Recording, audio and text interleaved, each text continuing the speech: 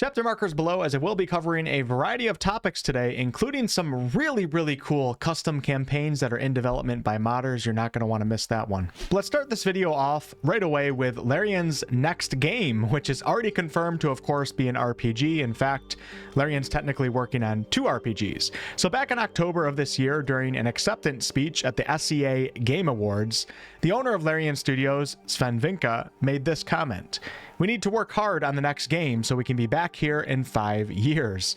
To which later that day, Sven told IGN in regards to that comment, "It was just a joke. I don't know. We'll release it when it's ready. They're big games and it takes time, so don't hold us to a date." So crazy reveal here? No, of course not. But I don't think that 5-year remark from Sven was completely random. Baldur's Gate 3 took about 5 full years, 6 or 7 if you include some of the early concept work and planning stages.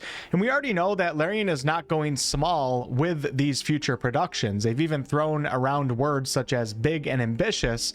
So I think it's reasonable to expect this next game, which is likely codename Project Excalibur, taking 4 to 5 years. So that would put us in 2028, 2029. It could of course be longer, but if we don't have any black swan-like world events over these next several years like BG3's development had to deal with, and taking into account that Larian has gained much XP from crafting BG3, which would make me think that they're much more efficient now, those years, 2028, 2029, seem to be reasonable predictions. Now that does seem like an unbearably long time to have to wait to play Larian's next game, but keep in mind there seems to be a high probability that this next game will come with an early access period, which is, let's just take a guess and say that it's going to be a 2-year early access in between DOS 2 and BG3. BG3 was a bit long due to some unpredictable world events, but that would have us potentially playing a Larian game in 2026, 2027. Early access, unfinished Act 1. That doesn't really seem that far away. But before we continue on, let's talk about the importance of using an ergonomic chair. This video is sponsored by Flexispot. Short and long-term health we should all care about. And one of the easiest and quickest ways to do just that is by using an ergonomic chair, which are chairs built to support the human body. And I've been using the C7 for a while now, and this chair has blessed me with big improvements in health, comfort, and chair durability when compared to my previous chairs. What I love most here is the C7's adaptive dynamic system with its lumbar support cushion designed to detect subtle changes in your posture, automatically adjusting itself as you move around, ensuring constant support.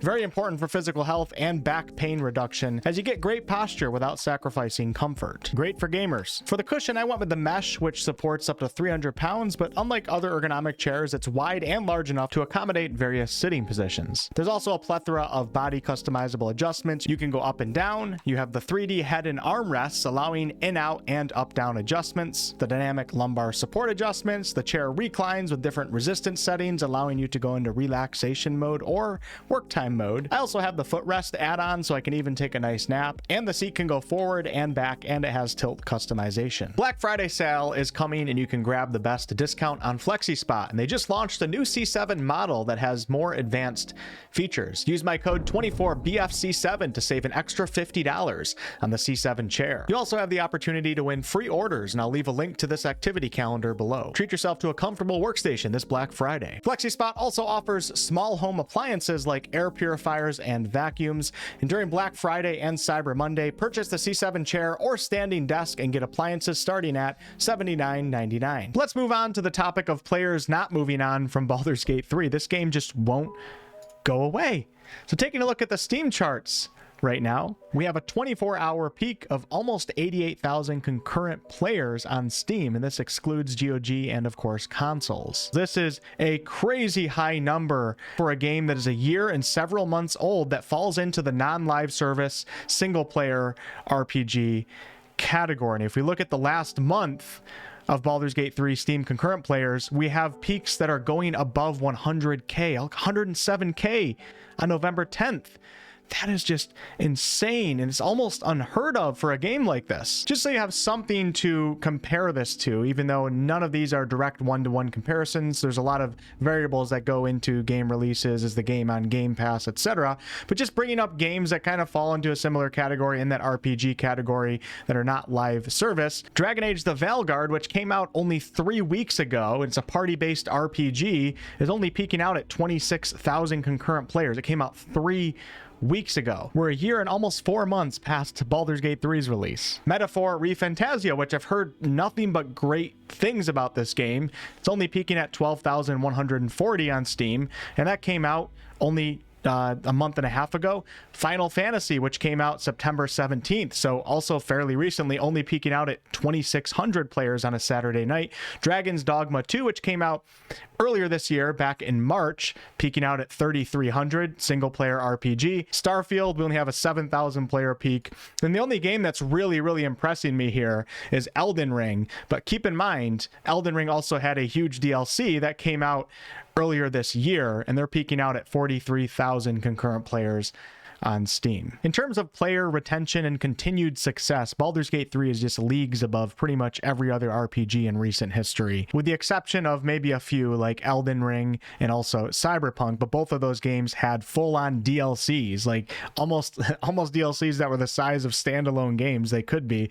Baldur's Gate 3 hasn't had that. Baldur's Gate 3 has only had free updates, and some of those updates have been significant, like the mod support update, which brought back a lot of players, but no like new storylines or new acts or anything like that. It's incredible to see. Larian's director of publishing, Very AFK over on Twitter, recently tweeted this: some fun data facts I have dug up just now. 1. Our average daily peak concurrents are up 3% this year over last year. Mods are good. 2. Our average daily active users are up 20% over last year. Mods are very good. 3. Average daily Steam Deck users are up 61% over last year. We're going to move on to the next topic here, but I just want to say I personally think that this is fantastic to see, and I think it's really good for the industry as a whole, as Larian is setting an example as to not only how to create a highly successful non-live service RPG. We don't want these live service bullcrap. We don't want live service elements in our game. We don't want to feel like the game is live service in any way. And also how to maintain players over a very long period of time, which I can only see as being a very good thing for the game and continued sales. Just very good for the studio overall. And speaking of maintaining player interest in a game, the non-official modding community has been hard at work on custom campaigns and content. And thanks to fellow content creator Enzaville, I am now aware of modders having the ability to create their own dialogue scenes and even add their own voice acting. Hey there, chum. Coming from the portal, I see. Who are you? That clip was taken from YouTube channel Soul of Kieran demonstrating the Moon Glasses toolkit, and although that scene was rough and unfinished, it's great to see the possibilities. Then we have YouTube channel Lotrich demonstrating some custom non-cutscene dialogue. 36 gold piece? For a dozen eggs? What the hell is this? It's a competitive price. In a previous video of mine, we went over a few custom campaigns that Lotrich was working on. Well, there's actually a lot more now, and there's a lot from other modders as well. So what you're looking at right now is the beginning stages of a custom map that will be representing Joaquin's Promenade, which is a massive open-air marketplace in the city of Atkatla, way south of Baldur's Gate.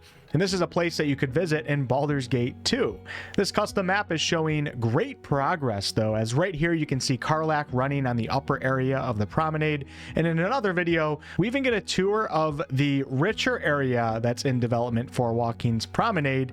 And we get a nice walk through this beautiful garden section, which is starting to look a lot like an actual playable area versus a mod in development. Incredible work. Also on Lotrich's channel, and I'm going to leave a link to this channel down below, we have a pretty sizable custom Underdark map that's in development, and we're not done yet. What you're looking at right now is a Cursed Shrine custom map. Clearly a ton of hard work going into these custom maps, and it's really cool to see them start to actually come to life. All right, let's take a look at some more custom maps and campaigns, and do note that I'm going to leave links to all of these modders channels below if I'm showing their videos. This is the Grand Theater Sell Your Loot to the Devil custom campaign in development. The Grand Theater is a place of fun, dance, play, and travel that is just outside of Baldur's Gate, nestled in the shadows of the untamed untamed wilds. There's a whole story to this where the owner is running a scheme with the Red Wizards of Thay, forcing bards into performances against their will to feed an engine of mass control. As you can see, it's a beautiful, mysterious place filled with all sorts of interesting characters, such as this Red Wizard, which is guarding this gigantic door.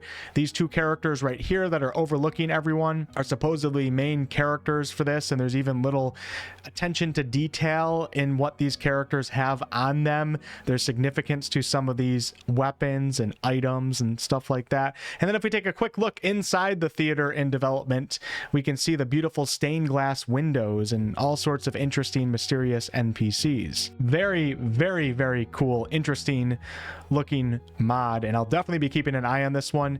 Great job to mod author Mozilla. Link below. And stepping away from custom maps for a moment, we have mod author Pluton working on a custom companion and origin character named Valen. There's even an origin intro scene in development for this companion origin character. Mod author Calidor is working on several custom mods, and right here you can see Saint Rustan, a new hamlet in the Shadow Cursed lands. Mod author Slamboy and Bibzan are working on a mini adventure that will be integrated into Act 3 of the base campaign once we install this mod. And this mod is inspired by D&D 5e's Spelljammer. There's no video for this one, but take a look at these beautiful screenshots. We have Squally DeBeans working on Act 2, working on an Act 2 expansion that brings you beyond the Shadow Cursed lands and aims to bridge the story and gameplay gap between Act 2 and the start of Act 3, where you reach the Rivington district. This video is on YouTube channel Brandon Giles. I'll leave a link below, and you can see it is quite the sizable area in development. We have a mod author named Nictalis working on the High Hall of Elturel. And Elturel is a city that's further inland from Baldur's Gate. I believe it's about 200 miles to the east. And there's actually plenty more upcoming mods and custom campaigns that I could go over, but for the sake of time for this video, I'm going to leave it at that. When some of these mods are actually finished, I'm going to jump into a few of them, and if they're good, expect some future videos going over what they offer, but also I'm going to have some easy tutorials to help some of you guys install these mods, because they're not official mods. So it's not just click one button on Baldur's Gate. You have to go to Nexus Mods, have the mod manager, a couple other things, but I'll make sure that I make that simple and easy so all of you PC players can experience this. Unfortunately, non-official mods, I don't think will ever be able to work for console. You're going to have to stick with the official mods. Thanks for watching.